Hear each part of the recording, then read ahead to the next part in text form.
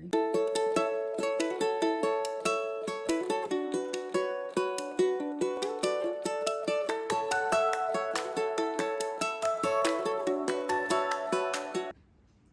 Okay, today we're going to be working on this mid-century nightstand from Kent Coffee. It's a beautiful piece. It has great bones.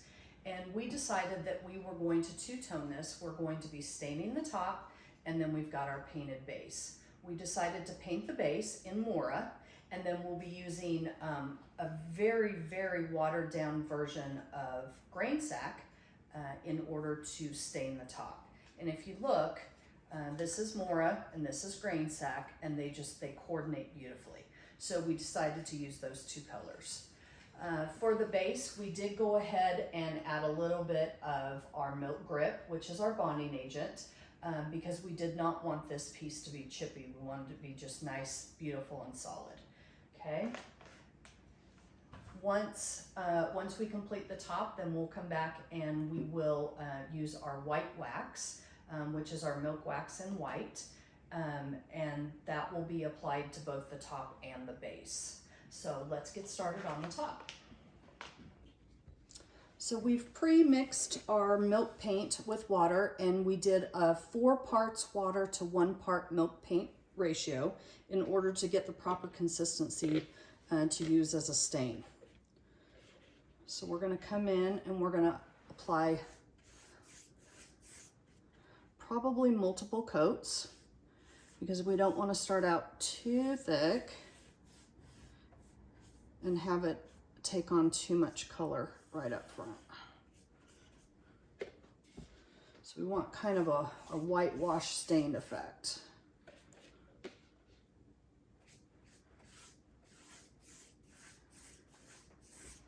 Now this is a replacement top and is not the original top that was on this piece because it was damaged. And so we made a beautiful oak top for this. Now because oak is a hardwood, it's not going to accept the stain quite as easily as a softwood would. Softwood would. Anyway, so just going to keep applying until we get the color that we want.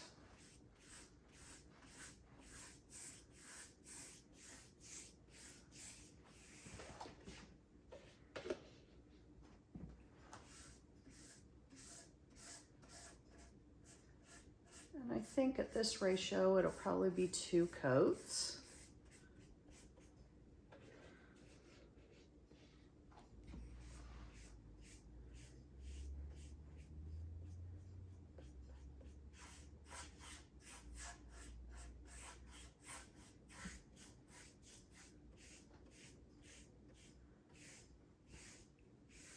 Now when staining, you always want to go with the grain.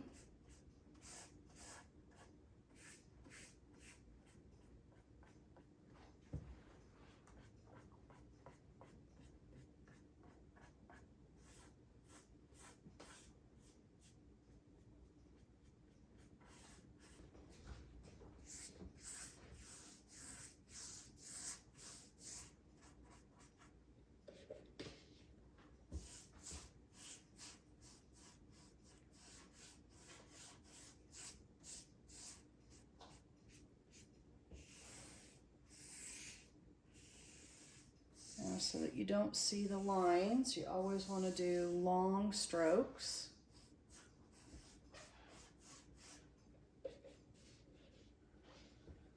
Depending on the color that you choose for your stain will depend on what water to milk paint ratio you're going to want to use. The darker the color, the more water you're going to want to use.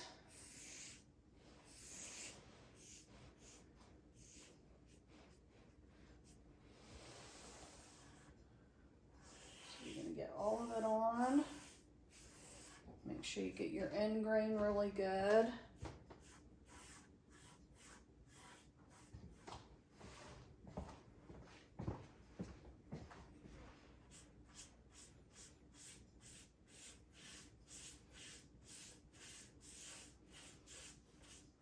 And then we're going to come back and just do long strokes over the top.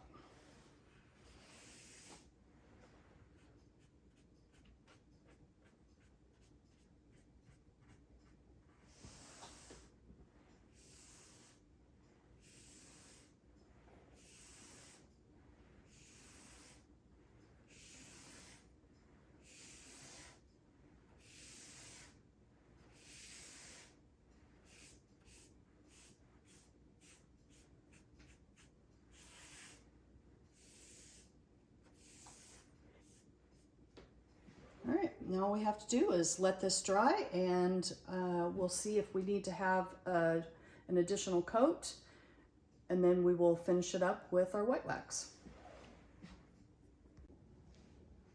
Okay, so here's our finished project. We ended up only using one coat of the grain sack stain on the top. We finished everything off in white wax. Gives us that little bit of a kind of a coastal beachy vibe. And this is our finished project.